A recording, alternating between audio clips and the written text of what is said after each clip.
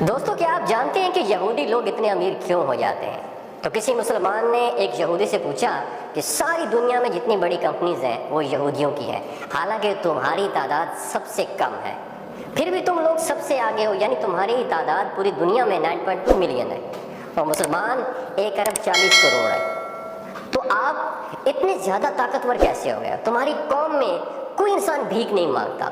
تو اس پر یہودی نے جو جواب دیا، آپ نے دماغ کی کھڑکیوں کو کھول کے وہ جواب سنا ہے۔ اس نے بتایا کہ ہم اپنی زندگی ان 3 اصولوں پہ گزارتے ہیں۔ نمبر 1، ہم اپنی زندگی علم حاصل کرنے میں لگا دیتے ہیں۔ نمبر 2، وہ کہتے ہیں کہ ہم اپنے بچوں کو بچپن سے ہی بزنس کرنا، تجارت کرنا سکھاتے ہیں۔ نمبر 3، ہم اپنے اندر بھائی چارگی پیدا کرتے ہیں، ایک دوسرے کو سپورٹ کرتے ہیں، اور یہودی دنیا میں کسی جگہ پہ بھی رہتے ہیں تو ایک دوسرے سے کنیکٹ رہتے ہیں، اور چاہے ہم کتنے ہی بڑے کیوں نہ ہو جائیں، ہم اپنے مذہب کے لیے صرف کام کرتے ہیں۔ اور ہم نے یہ ساری چیزیں، آپ کو پتہ ہے کس سے سیکھیں؟ یہ یہودی کہہ رہا ہے، وہ بتاتا ہے کہ ہم نے یہ ساری چیزیں تمہارے نبی کریم صلی اللہ علیہ وآلہ وسلم سے سیکھی ہیں۔ اللہ اکبر۔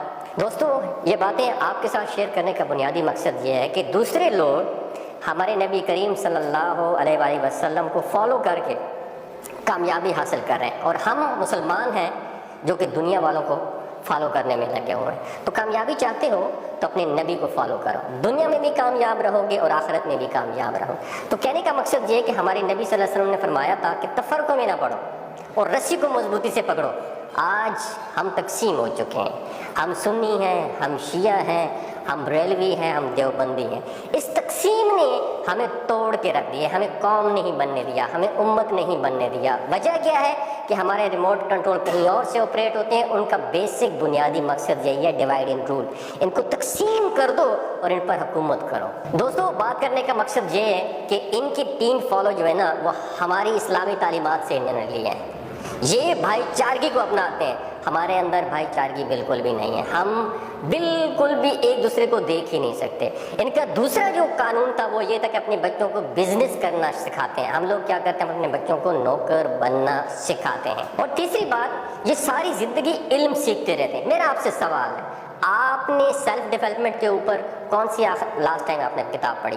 آپ نے قرآن کو ترجمے اور تفسیر کے ساتھ کب پڑھا ہے؟ صرف ثواب کی نیت سے پڑھا ہے۔ دوستو، یہ کہنے کا مقصد یہ ہے، اپنی اسلامی تعلیمات پر غور کرو، آپ دنیا کی سب سے عظیم قوم بن جاؤ گے۔ ان سب کے اوپر حکومت کرو گے جو صرف تھوڑے سے ہو کے آپ لوگوں پہ حکومت کر رہے ہیں۔ اپنا اور اپنے ساتھ جڑے رشتوں کا خیال رکھیے گا۔